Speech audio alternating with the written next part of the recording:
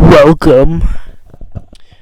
So I know I haven't made a real video in, well, about a month, but I am really trying hard to juggle a bunch of scripts that I am currently writing. I hope you guys understand. School's a lot right now, so there will be large breaks between videos now. On to the review. Almost 20 years ago now, in 2003, Tucson, Arizona-based game studio Running with Scissors published Postal 2, a highly controversial first-person shooter that made game reviewers of the time shiver with fear. The game was offensive. It contained and made fun of various social stereotypes. It was made to enrage people. And it did. Critics hated it, but the players loved it. Personally, I love it. But let's look at why the critics hate it, but why fans like me love it, and seeing if there really is anything beneath the cover of a highly controversial FPS. Also, there are chapters in the timeline, so you can skip to a section or whatever.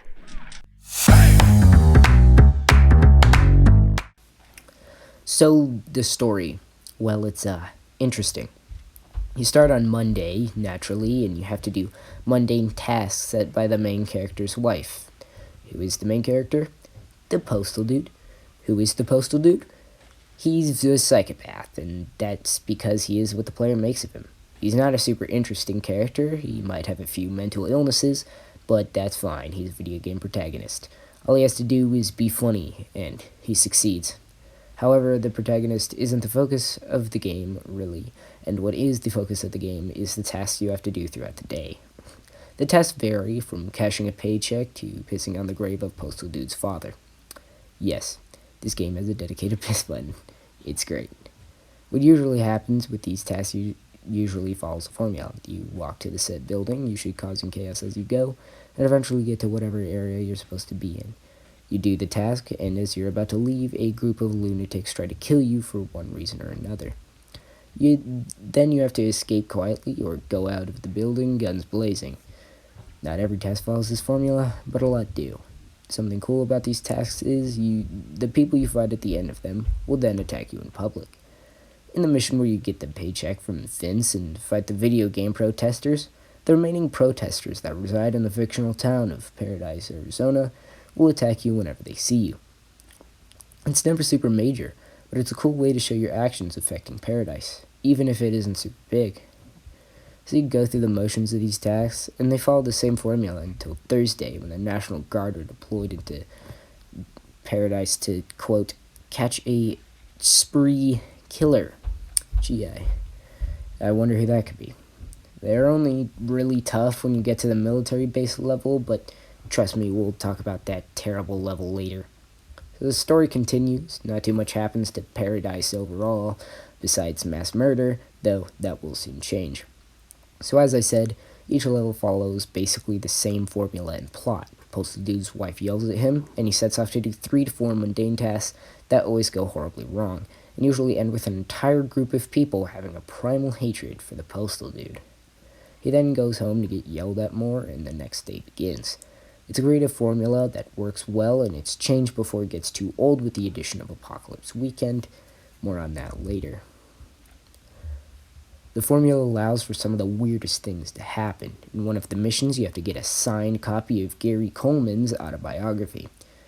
Pretty normal for 2003, right? Wrong. Right after you get the book, the police pull up to the mall to arrest Gary for an unknown reason. Gary's guards, and of course Gary Coleman himself, start an all-out firefight with the police. It goes completely insane, and it's up to the Postal Dude to kill everyone and make an escape. This formula can also change in hilarious ways. In one of the missions, you have to, pee on the grave of Postal Dude Sr. Pretty normal for 2003. Anyways, after you fight terrorists and farmers on your way to the graveyard, you complete the task. But, oh no, a cutscene. What could this possibly entail?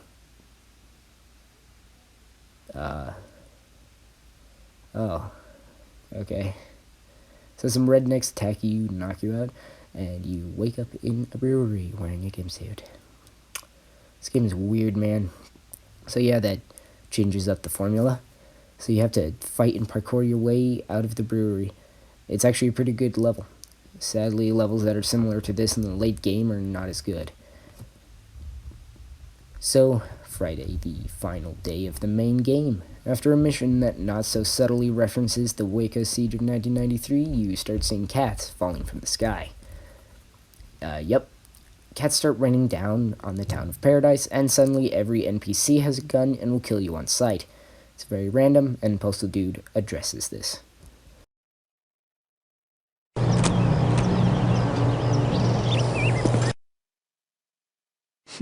Normally I'd expect a fancy cinematic to explain such a crucial story element. The font is nice though. So you have to fight or sneak your way through the chaos-ridden town to your trailer home, where the main game ends. The most low-resolution cutscene ever plays as Champ and Dude celebrate getting through the week. A strangely abrupt ending, if you ask me. The gameplay for this weird game, it's pretty fun, but it isn't perfect. There is a huge variety of weapons in the game. Some are hidden, like the M79 grenade launcher or the taser. I explored and found every weapon except for the taser on my first playthrough. There are regular video game machine guns, but there are also super fun melee weapons, yes. Like the machete and the axe. My top 2 favorite weapons in the game are the scythe and the mini nuke launcher. The scythe has a long build-up, but it's super fun to use. You can cut people in half and see their guts slowly. But yeah, and the mini nuke launcher is, well, it's a mini nuke launcher. So the weapons are super fun. However, hitboxes are not the best. The shots register either too well or not well enough. Also, there are weird logic things, like how the baseball bat can kill almost anyone in a single hit, but the knife takes like a stupid amount of stabs. It's a knife. That makes no... It's a knife. Anyways, I digress. The hitboxes are not great, and headshots don't really register, but that last part, headshots not really registering, is supposedly a feature, as when you complete the game you unlock cheats, and one of these cheats is the ability to kill anyone with one shot to the head, so headshots count as a cheat in this game. Speaking of cheats, as I said, once you complete the main game, or at least a week in Paradise, you unlock cheats. Some of these are useful, like getting a police uniform, which allows you to lock the armory in the police station, or lots of ammo, where you could get 10,000 ammo for every weapon. However, there are also funny but useless cheats, like turning every bystander into a terrorist, or every bystander into Gary Coleman, the latter being the best one. There is, however, yet another downside to the gameplay. Walking between locations can be terrible. It gets really boring and long after a while, as the devs purposely put the set locations on the complete opposite sides of the map. You have to walk for such a very long time to get from one task to the next. I can't say anything today. The tasks themselves make it completely worth it, but after a while it kinda drags. Another gameplay element of the tasks in Postal 2 is platforming. I was originally skeptical when I saw the first platforming section of the game. Usually 3D first-person shooters from 2003 aren't that good at platforming.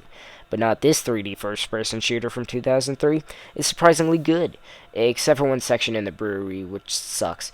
But besides that one section, platforming in Postal 2 is surprisingly satisfying and fun. It's never too hard most of the time, and always seems to be designed quite well. Landing a jump is satisfying. It's way better than it deserves to be, honestly. I was expecting it to be bad, but it's a highlight of the game for me personally. So, hitboxes are janky at best, melee combat is extremely fun, and platforming is a surprising highlight. Relatively, the movement is good, and the wanted system is really well done. If you kill someone and no one is around to see it, you don't gain a wanted level, but if somebody else sees it, you become known to the authorities. It's a decent system and operates well.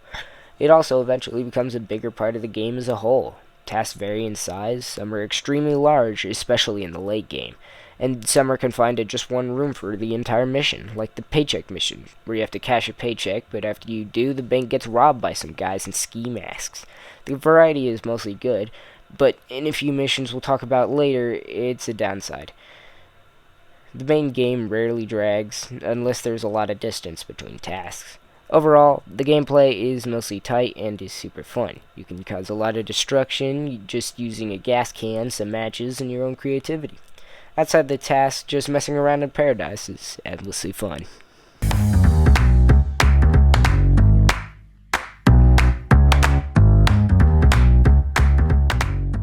If you are playing the Week in Paradise mode, the game doesn't end on Friday. As the title suggests, it's a full week in the crazy town of Paradise. It's a regular Monday through Friday, but it doesn't stop there, continuing with Saturday and Sunday. So, the postal dude wakes up in the hospital after a firearms accident that was kind of explained at the end of Friday, but not really. It's left quite ambiguous. Anyways, he kind of wakes up. He has a head injury, wakes up in the hospital, and then immediately attempts to donate sperm. Okay, and oh, okay. But his head injury causes him to have hallucinations of zombie Gary Coleman. Well, multiple of them. Zombie Gary Coleman. You see what I did there? With scissors, cow heads, and grenades. Also, there's walls of flesh. Yeah, so you're going to be seeing a lot of this throughout Apocalypse Weekend. They're a fine enough idea, I suppose. Anyways, you keep doing these hallucination sections until you escape the hospital. Side note, apparently dude has a head injury in Apocalypse Weekend because he shot himself, apparently due to his wife's nagging. Anyways, it's also been revealed that Champ the dog is at the pound, and your trailer has been taken, so that's why you break out of the hospital. It's also first thought that the insanity at the end of Friday was a hallucination, but it wasn't, as zombies suddenly appear after dude tries to get some Chinese food.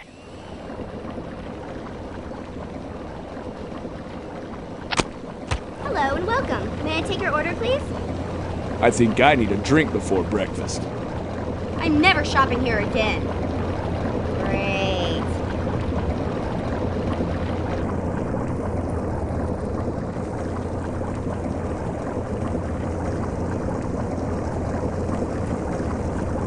Ew, you might want to see a dermatologist about that, man. Just saying. Do I know you? I suppose you want some food now, too. Jesus, where do you fucking people come from? I guess I'll have a number 2. Yeah, blah, blah, blah. Rat shit, poo balls. You want some motherfucking cheese on that shit nose? No cheese, thanks. I suppose you want to goddamn largify that too, don't you, stupid fuck! Oh, I get it. Your beef comes from England. I will eat your fucking brain! Oh shit, mad cow Tourette's zombies. Take that, mad cow infected zombie biatch! Yeah, holy shit! It's still coming! Mommy! Eat this, you fuzz accumulating turd ball! Hey man, it's the heads! You gotta trash their heads!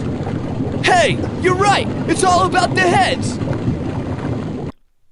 This scene is actually pretty interesting and funny.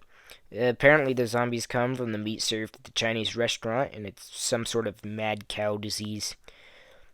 I don't know, man. Anyways, Vince rehires you, and you have to have a boss fight with this guy Fraud, who won't give you a golden disc thing. You also have to help Vince with the zombies in his front yard, and as you leave, some idiot makes you kill elephants with a scythe. It's actually a tough mission, and of course, periodically the dude enters the realm of Gary Coleman clones, and he has to fight his way through them. It happens whenever the game doesn't know what to throw at you, really. After the elephant mission, Vince wants you to come up with a flashy marketing scheme to promote running with scissors. So, dude, the psychopath that he is, thinks he could use a nuke that the National Guard has in their base. You go through a crappy Taliban mission, then a crappy National Guard mission, yes, I did just say that, till you get the nuke. You then set it on the desk of the late Fraud, and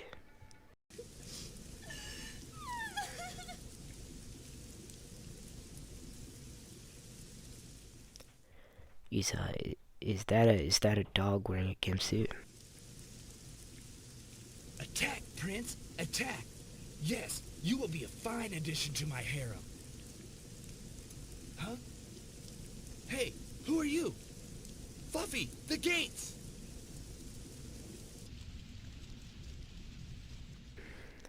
Is that a cat wearing a... What is this game? So you rescue Champ, then Champ rescues you, and you both fight zombies on a bridge until you get out of paradise and see your trailer. Dude runs to it until he has another hallucination. It's then the final boss fight of the game, as you have to beat... this.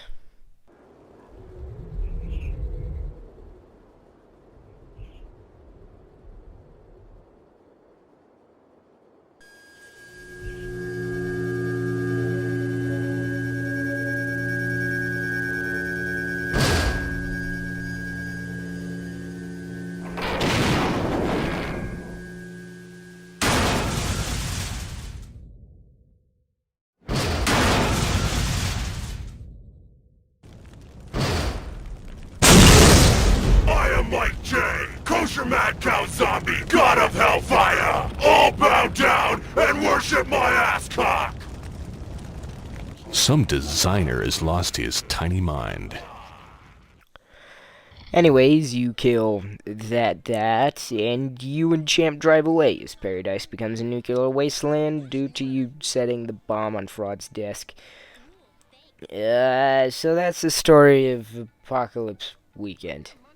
Yeah, that was the thing.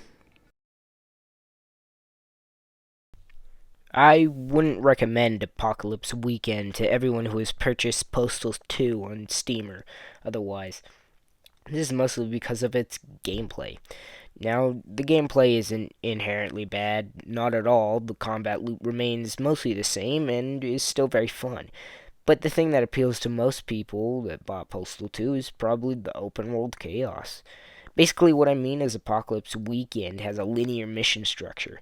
One level leads into the next, and you can't really mess around in the world. This may be unappealing to lots who bought the game, but that's fine. You don't have to play Apocalypse Weekend. However, I enjoyed it a lot. I think you should try it out if you are okay with the linear mission structure. If you have the game, it doesn't cost anything extra. In fact, it was originally kind of based off a mod. Missions themselves have always been linear in Postal 2 once you get into them, and they mostly are here too. However, you cannot mess around in the world outside of the missions. The mission's kind of it.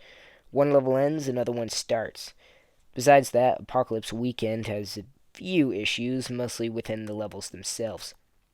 First, the terrorist training camp mission kinda sucks in the second half. It starts out just mildly annoying, as the mission's a lot harder than previous levels. But that's all well and good if you don't suck at Postal 2. However, as soon as you get underground, the mission starts to go, well, downhill. They start throwing random enemies at you, but there's no real rhythm to it, and you just kind of have to cheese the game, really. After the mission, dude gets arrested. He probably should have a while ago. But anyways, dude gets arrested by the National Guard, and that shows up about 20 minutes too late. Seriously, guys, I just killed everyone here. You then proceed to wake up in a cell in the middle of a military base for the start of the worst level in Postal 2. Remember how I said I was going to talk about this level? Well, here I am now, talking about it. Yeah, the military base level sucks, mostly because it triples its length. This level is quite literally 3 times the size of previous missions. I know this because every time I thought the level was going to end, some text saying Military Base Part 2 or Military Base Part 4 would show up in the top left corner, indicating the level was not over yet. It's way too big for its own good, and it relies too much on backtracking. Yeah, this is also really weird in the context of the rest of the game, as before, when you would get the thing you needed to get, the mission would usually end there, and if you did have to backtrack through the building, at least it, as in the building, was small. But no, after you get the nuke, you have to backtrack through another 2 entire sections of this stupid base, and enemies respawn. It's way too long, and you backtrack the entire level again. I hate this mission so much. I don't even want to talk about this level anymore. I'm writing the script in English class. What was I saying? Oh, yeah. Let's talk about something new. Boss fights. Monday through Friday only has one boss, being Crotchy. He's pretty difficult and kind of random on a first playthrough, but on a second, he's really not that hard. Apocalypse Weekend adds 2 more boss fights to the game. That being Fraud and Mad Cow Mike J. These boss fights are actually really good. The fight with Fraud is funny and brutal. He killed me like 5 times before I even got a hit on him. I might just suck at the game though. He's a fun fight. Slightly less fun is Mike J. He's pretty simple and hardly attacked me for some reason. I don't know. He barely attacked me. Due to the resources lying around the world while you fight Mike J., the fight ends up being pretty easy. And I never even died on my first playthrough to him. The fight itself comes out of frickin' nowhere, and as far as I know, we don't even see Mike J anywhere else in the game. So that's pretty much the changes in gameplay Apocalypse Weekend makes to the main game. It's a lot or very little depending on how you look at it, and depending on your feelings of the linear mission structure. Surrounding a mostly solid open world FPS is a myriad of controversies that I think keep it from making it the success I think it should be. Maybe, though. This game is just super frickin' weird. First off, due to the fact you can put cats on shotguns and taser dogs, New Zealand banned the game. In fact, in New Zealand, you can get up to 10 years in prison for distributing or owning Postal 2, which I find funny. I legally own Postal 2, but if I just go and walk into New Zealand, it's not in that direction. But if I were just to go walk into New Zealand, I would immediately get arrested. Well, probably not. That's probably not how it works, but, actually a lot of places would ban the game.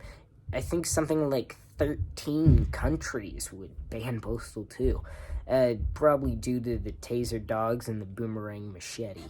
Luckily, this next part was dismissed, but the Chancellor of Justice in Sweden took the Swedish distributor of Postal 2 to court over, quote, illegal depictions of violence, end quote. Yeah, okay. I don't know how Sweden works, but what? And another strange case is a few 19-year-olds who committed arson and theft and blamed it on Postal 2. Okay, it's happening. So yeah, people didn't like Postal 2 when it came out, and a lot of people still don't like it now. I mean, Computer Gaming World gave a review saying that it was literally the worst product ever foisted upon consumers. That's an actual quote. That's why this video is called that. It's literally been called the worst game ever made by some people at Computer Gaming World.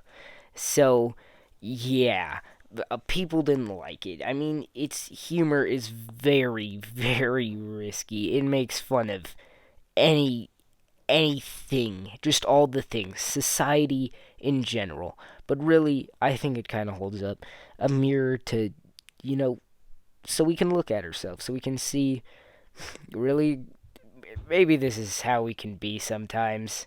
I mean, not actually, this is insanity, so not in a literal sense, but, it's not a bad game in its political messaging either, though it's not really politically messaged. It's more just, look at how dumb this is. Anyways, yeah, I'm not gonna pretend to agree with this game's politics. Its politics are murder, and, well, that's not really politics, but its politics are murder. So, yeah, I mean, you can beat the game without doing murder. I mean, it's a whole thing. People attacked this game for its violence, yet you can beat the game without harming a single person. You actually get a Steam achievement for it. No, I haven't done it yet because I cannot control my bloodlust, but, you can do it. And, I think it's a really solid game, and it's just great. I mean, it's kind of buggy. The game occasionally crashes, but it's a good game. Also, a part I left out on that little thing. There's a thing called the Postal Fudge Pack. It adds well, it doesn't add. I'm not sure. It's a collection of Postal 2 stuff, but they have the game review I was talking about. They show it off like a badge of honor on the cover. It's great. Anyways, that's Postal 2, a messed up first-person shooter that tests the limits of what's allowed to be shown in gaming. Yeah, I mean, there's no nudity or anything, but there's some arguably more risky things than that. But it's a very enjoyable sandbox FPS that makes fun of everything, including its own developers. Yeah. Thanks for watching. I hope you enjoyed it. Now I know this video probably won't do very well because it's a lot different from my regular VR content. But I got this game, so I thought, and I really enjoyed it, so I thought I would make a thing on it. So, yeah. Postal 2, everybody. The Dream Rabbit signing off. I'll let Rick Hunter play you out, the man behind the voice of Postal Dude. I can tell this is going to be an interesting day. Scruffy, I regret nothing, and Joe Bob, son of Billy Joe Bob, and one to grow on. Are you saving again? Are you storing the dabbers in here? Someone light a match. Wait, bad idea. That's gonna be sore tomorrow. That's gonna be sore tomorrow. Fuck me, I better get home. Fuck me, I better get home. I better get out of here. Let's move on for minutes. Really? I'm not kidding here. Big sinner. Yep, oops, botched that one. I wonder how much his remains would go for on eBay. But I just started yesterday. Butt sauce. Can't we all just get along? What for? All the cars in this town seem to be props anyway. Close enough. Come on, hurry up. I know you got minorities to oppress. Crap, sold out. Figures. There are plenty of nerds left. Damn, do all these people look alike or what? Damn, here I was minding my own business, just enjoying my Second Amendment rights, and you people have to freak out on me.